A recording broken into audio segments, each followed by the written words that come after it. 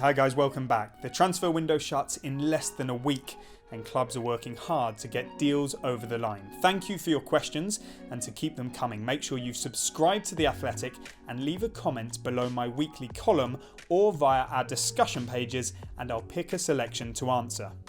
You can sign up to The Athletic for just £1 or $1 a month right now by going to theathletic.com/Ask Ornstein. You can check out, among other things, a brilliant piece on the madness of the final week of the window and deadline day itself. You can also find that discount link in the description underneath this video. On the show this week, are Manchester United really looking at N'Golo Kante, Matteo Guendouzi's future at Arsenal, and the latest on potential incomings at Leicester and Southampton? Right, let's kick off with Martin. At 29 years old, N'Golo Kante would seem contrary to the current Man United signing policy. Any thoughts on where this has come from? Firstly, Martin, I don't think we should be getting too excited about the prospect of N'Golo Kante signing for Manchester United before the deadline. I don't think he'll be leaving Chelsea full stop. Before the window opened, it was relayed to me that if Kante was to depart Stamford Bridge, then Old Trafford might be a potential destination. Why? Because when a player of such quality, even at the age of 29, becomes available, there are very few major clubs who wouldn't at least consider him, especially in that crucial holding midfield role. Then comes his relationship with Paul Pogba. They're close friends, they've won the World Cup together with France, and it was explained that should Kante leave this summer, then at this stage of his career, staying in the Premier League where he's very settled would be the first option. However, we've got no evidence that he is available. Frank Lampard has spoken glowingly about how important he is to his squad, and it's my understanding that Roman Abramovich loves N'Golo Kante, and when he loves a player, he doesn't want to let them go. Kante, furthermore, is not the sort of player that would rock the boat if he feels loved and part of the plans. So, I don't see N'Golo Kante leaving Stamford Bridge, I don't see him joining Manchester United, and I don't think they've even been in the market for that precise position in this transfer window. Next up, Mohamed. Do you think that there is any possibility of Matteo Guendouzi being reintegrated into the first team if he doesn't get sold? Yeah, this is a really interesting and difficult situation, isn't it, Mohamed? Because we know the background on Guendouzi, we just don't know the future. I do think there's been plenty of interest in him from other clubs, but it hasn't escalated into concrete offers, or more so from Arsenal's perspective, acceptable ones. If that was to change before the deadline, then of course it might be deemed desirable for all parties that he moves on. But Mikel Arteta has said, publicly at least, that this season is a clean slate, a fresh opportunity for all players. So presumably that includes the likes of Guendouzi, Ozil, Torreira, Socrates. I think he's very conscious of squad harmony. And we have seen Guendouzi return to the first team training setup, just not on a match day basis so far.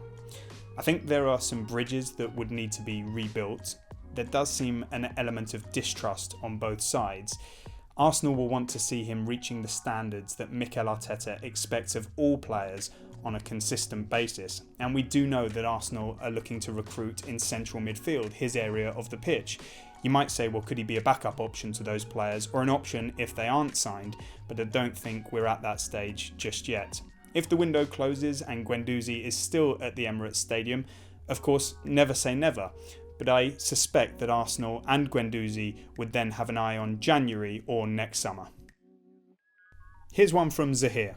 What's the status of Leicester City's Fofana pursuit, or are there any chances of their focus shifting towards Todibo? Zahir, signing a centre-back is indeed Leicester's priority before the transfer window shuts, but they won't do so at any expense or be forced into it. We've seen over the years that they're very shrewd buyers and sellers, and they might also be pleasantly surprised by the performance of Daniel Amati at Manchester City on Sunday, though I don't think that will change their plan. As you point out, they've been heavily linked with Wesley Fofana. He is one of their options, but they won't be held to ransom by the French club. Similarly with James Tarkowski of Burnley, they're looking for around £50 million, so that will not be easy. I've not heard about Todibo being on Leicester's wish list. He's been linked with the likes of Everton and Fulham. Barcelona are clearly making him available. As for Fofana, there were suggestions that West Ham were rivaling Leicester, but a contact has told me that West Ham are not in the race. Elsewhere with Leicester, you could see some departures for the likes of Slimani, Silva, maybe even Demarai Gray. With him, he is a part of Brendan Rodgers' plans, but Leicester see him more of an impact player, and if he wants to be a regular starter, then he may need to seek pastures new. But as for Wesley Fofana, I don't have any credible updates, but Leicester certainly are in the mix. Last but not least, Gethin. Anything on Southampton incomings? Hassan Hutel was very bullish about bringing in players. My information, Gethin, is that Southampton are working hard and optimistic of getting at least one new face through the door. We know following the early departure of Pierre-Emile Højbjerg to Tottenham that Saints were keen to strengthen in central midfield, and my Athletic colleague Dan Sheldon revealed they want to sign Ruben Loftus-Cheek on loan from Chelsea. They won't be the only club in that fight, and I'm sure they'll have other options, but I am told to watch this space on that number 6 role. Elsewhere, it doesn't seem that Ralph Hasenhüttl is overly keen on Jan Valery, and in my Monday column we reported that Southampton are among the clubs interested in taking Ryan Sessegnon on a season-long loan from Tottenham. So let's see on that one. Otherwise, I think it will just be about keeping what they have, especially their best players, and in particular Danny Ings, who was reportedly a target of Tottenham, but I can't see him leaving St Mary's. Hi everybody, thanks for watching. Subscribe to this channel to get the latest from this show, Ask Ornstein, as well as other videos and podcasts from Tifo and The Athletic. Make sure you check out the Ornstein and Chapman podcast too, free to listen wherever you get your podcasts and ad-free when you subscribe to The Athletic.